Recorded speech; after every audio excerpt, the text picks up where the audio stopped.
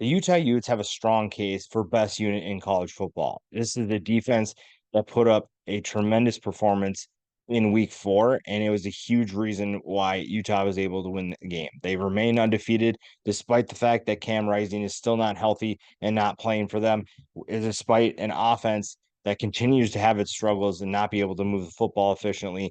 This defense rises to the occasion once again and finds a way to beat UCLA 14-7. This was a strong performance from them, even for Utah standards, and it was really fun to watch. This was a group that we knew would be tough to beat, but they almost outdid themselves. 11 tackles for loss, 7 sacks, 2 turnovers. One of those went for a touchdown. That was the difference in the game with 7 points. Utah's defense continues to be an absolute monster of a unit because no one really knows what to expect from them. They continue to fly under the radar. They're an underrated group, and that's really what makes them exciting. That's what makes them so good is that people don't expect it from them. The talent level isn't what it is at other universities within the Pac-12 even, and a lot of schools in the rest of the country too.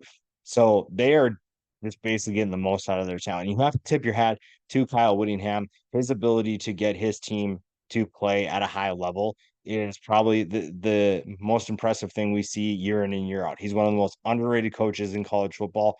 And the fact that Utah is back to back 12 champions right now says a lot about his ability to coach. And it tells us exactly what we should expect from them going forward. This is a team that embraces the underdog role, and they are a tenacious defense, and they refuse to give up. They refuse to let certain circumstances affect them and dictate what happens in a certain game. And I think a lot of people, including myself, expected UCLA to take care of business. We expected that Utah's offense would not be able to get anything done, which we weren't wrong. They didn't really do anything. It was just a matter of how well did UCLA move the ball against the defense. And it felt like Dante Moore had a Utah defender wrapped around him every single play. It felt like Utah was everywhere on the field, and UCLA's passing attack was almost non-existent because Utah kept getting after the quarterback, and it gave Dante Moore a lot of problems. 15 of 35, 234 yards for him, and the struggles for UCLA's offense were very evident. I think except for one, maybe 2 drives, UCLA looked terrible. The fact that they couldn't move the ball, they didn't have much time to throw.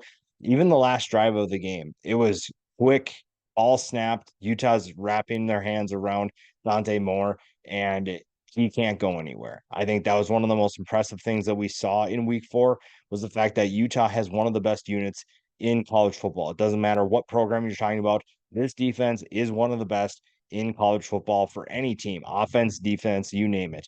This defense knows how to play. This defense is absolute unit, absolute monster unit. And I think that that's something that needs to be recognized. Now, this was, if you're a fan of offense, this was not the game for you. UCLA obviously struggled, but also Utah struggled. They needed a defensive touchdown essentially to win the game. These two teams combined for just 462 yards and 14 total points. So it was definitely a grinded out which team makes more mistakes. And UCLA essentially made more mistakes. They were not able to move the ball efficiently. They were not able to give Dante Moore enough time to throw, and the results became pretty obvious. When you look at the defenders for Utah, there are a number of them that were all over the place. Jonah Ellis had a monster game, 5 tackles for loss, 3.5 sacks. Logan Fano was also another player that it should expect big things from him going forward. Those are just two of the guys. This defensive line, especially the tackles, had a phenomenal game. I think that they had a big impact, even if they didn't have an impact on the box score. They did a lot of other things to free up other people, such as Jonah Ellis and Logan Fano. You had two guys that were able to make plays because the guys in front of them were doing their jobs. And that's essentially why Utah is so good. They are able to just do their job, do your responsibility, be unselfish, and the results speak for themselves. And you saw that. You saw a team that essentially relied on their defense to win the game. And that's exactly what they did. They held Dante Moore, an extremely talented quarterback, to 234 yards, made him very uncomfortable. And with their own offense struggling, that was huge. Nate Johnson, again, is a good runner, but not exactly the best passer. 9 of 17, 117 yards and 1 touchdown. Again, Utah is going to win because their defense is so good. Even when Cam Rising comes back, or if he ever comes back, it's going to be the defense that leads them to a win. It's going to be the defense that leads the way. And that's exactly what you need. You need a defense that can play at a high level for now. Eventually, you're going to need your offense to step up, because when you see the teams that they have to play, especially some of the teams we've seen in the Pac-12, you look at what Oregon did, you look at what Washington's doing, USC, even Colorado. I know Colorado just got whooped by Oregon this week, but I think that that's a team that can put up some points and create a lot of stress on Utah. And yes, it's great that your defense is playing well, but you can't expect that forever. Now, on the UCLA side of things, you got to figure something out. This is just unacceptable for Chip Kelly to be here this long and to struggle that much. Is just honestly unacceptable. Yes, your defense did step up, but wasn't exactly like you're facing the most elite offense. Obviously did your job, and the fact that you couldn't protect Dante Moore better was very disappointing. Also, 9 yards rushing is not going to cut it, especially in a Chip Kelly system. You have to find a way to move the football a little bit better. Now, I will say, even with these struggles, these two teams will create some havoc. They will create plenty of maybe late in the season drama where they create an upset, or they win a game they're not supposed to. And Utah is no stranger to doing that.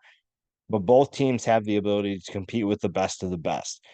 It's just a matter of how long they'll be able to hang with teams that can score points. Because right now, we've seen UCLA score points, but when they face a good defense like Utah, they obviously just fell off the face of the earth. So finding ways to bounce back, finding ways to be competitive longer, and finding ways to to get an offense that can actually move the ball efficiently. That's going to be the biggest thing for both sides.